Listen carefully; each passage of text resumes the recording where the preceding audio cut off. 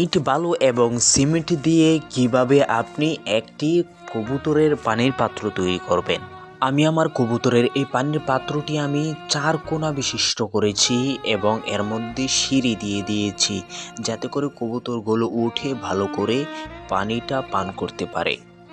এই বুদ্ধিটা ভাই আমার তাৎক্ষণিক মাথার মধ্যে আসে, কারণ হচ্ছে যে আমাদের বাড়িতে ইট বালু এবং সিমেন্টের কাজ চলতেছে। পরে দেখলাম যে বাড়ার পরে আমি এই কাজগুলো শুরু করলাম। মজার বিষয় হলো যে আমি এখানে একটি ইটও ব্যবহার করিনি, শুধু সিমেন্ট বালুগুলো যে ছিল এইগুলি দিয়ে আমি করেছি। তো এখন ভাববেন এন কতগুলো জানি গিয়েছে, কিন্তু না, আগে আমি মাটি দিয়ে সুন্দর করে এরকম একটি হাঁস বা একটি নকশা তৈরি করে নিয়েছি। এরপর এর উপরে আমি সুন্দর করে সিমেন্ট এবং বালুর লেপ দিয়ে দিয়েছি। তো এখানে আমি পানি দিই, প্রতিদিন পানি দিই এবং চারের মতো একটি সিস্টেম করেছি, বোতল ফিট করে দিয়েছি, যে প্রতিদিন সন্ধ্যার সময় আমি এই পানিটা ছেড়ে দিই এবং প্রতিদিন সকালে তাদেরকে আমি নতুন পানি দিই। তো আজকে নতুন পানি দেওয়ার পরে এখানে কয়েকটা বড়ই ধুয়ে দিয়েছি আমি খাইবার লাগি। আর তাদের জন্য আমি খাদ্য এনেছি, তাদেরকে হাতের মধ্যে খাদ্য দিলে কত সুন্দর তারা খায়, মজা করে খায়, মিক্স একটা খাদ্য। এই পিছনে যে দেখতেছেন এটা হচ্ছে তাদের ঘর। একটা কবুতরে দেখছি যে বাচ্চা তুলছে, তারা এই খাবার খাইতে খাইতে আমি গিয়া কবুতরের বাচ্চাটা গিয়ে দেখে আসি যে কেমন হয়েছে, কারণ তারা থাকলে তো গেলে আবার উল্লাপাল্লা শুরু করে দেয়। এই জন্য আমি গেলাম ওইখানে গিয়া, আমি দেখতেছি আর এখান দিয়ে তারা অনেক মজা করে খাইতেছে। কিন্তু নতুন তো পানি পাত্রটা তো নতুন তৈরি করা হয়েছে, যার কারণে তারা এই পানি পাত্রতে প্রথমে যাবে না। পরে যখন পানি পাইবে না কোথাও, তখন আস্তে আস্তে আস্তে আস্তে গিয়ে এই জায়গাটা চিনবে।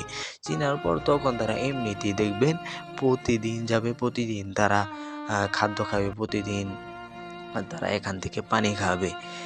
তো ব্যাপারটা অনেক ইন্টারেস্টিং না, যে সামনে ঘর, আবার লগে হচ্ছে পানির পাত্র সুইমিং পুলের মতো, আবার এখানে তাদেরকে খাদ্য দেওয়া হয়।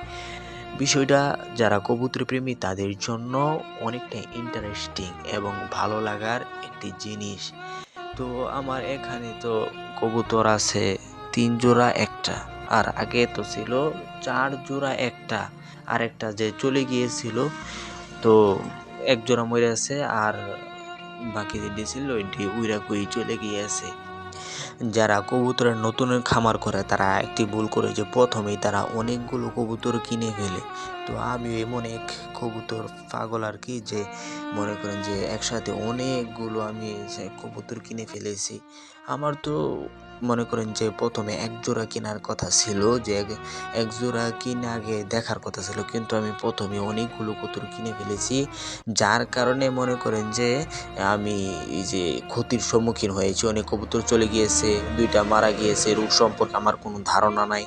তো যাদের মনে করেন যে রোগ সম্পর্কে ধারণা নাই, যারা কবুতরকে কি খাওয়াবেন, কি ট্রিটমেন্ট করাবেন, এই সম্পর্কে ধারণা নাই, তাদেরকে আমি বলবো যে প্রথমে আপনারা এক জোড়া কিনুন, এক জোড়া কিনে আগে শিখুন, শিখে তারপর এই কাজের মধ্যে আসুন। কারণ হচ্ছে এই সেক্টরটা হচ্ছে এমন সেক্টর যে একটারা ভাইরাসে ধরলেই সবটি শেষ। তো আলহামদুলিল্লাহ আমার এই কবুতরগুলো এখন বর্তমানে অনেকটাই সুস্থ আছে। তো আমি মাঝে মধ্যে অনেকটা বিপদের মধ্যে পড়েছিলাম, যে একবার আমার একটা কবুতর তাদেরকে মিক্স খাদ্য খাওয়ানোর পরে তারা বমি করছিল। তো তারা এতটা বমি করছিল যে বলার বাইরে। তো এটা কিসের জন্য হয় এটা তো আর আমি জানতাম না। তো তখন আমি মোবাইলের মধ্যে দেখলাম যে কার্মিনা সিরাপ খাওয়ালে এরা অনেকটাই সুস্থ হয়ে যায়। তো আমি বাজারের মধ্যে গেলাম, আগে কার্মিনা সিরাপ কিনবো না, আগে ভেটেরিনারি চিকিৎসকের কাছ থেকে আগে পরামর্শ নেব। তো ভেটেরিনারি চিকিৎসকে কি করেছে, যে আমার 500 টাকার ওষুধ সে ধরাই দিতেছে।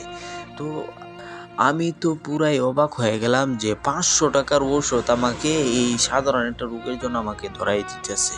তো আমি তখন বললাম যে না, আমি এখন এটা নিব না, আমি পরে নিব। তো আমি বাজার থেকে একটি কার্মিনা সিরাপ আইনা পরে যেগুলো বমি করে একবার খাওয়াইছি, পরের বেলা থেকেই আমার কবুতরগুলো অনেকটাই আলহামদুলিল্লাহ সুস্থ। আজকের ভিডিওটি এই পর্যন্তই। পরিশেষে একটি সাবস্ক্রাইব কামনা করছি।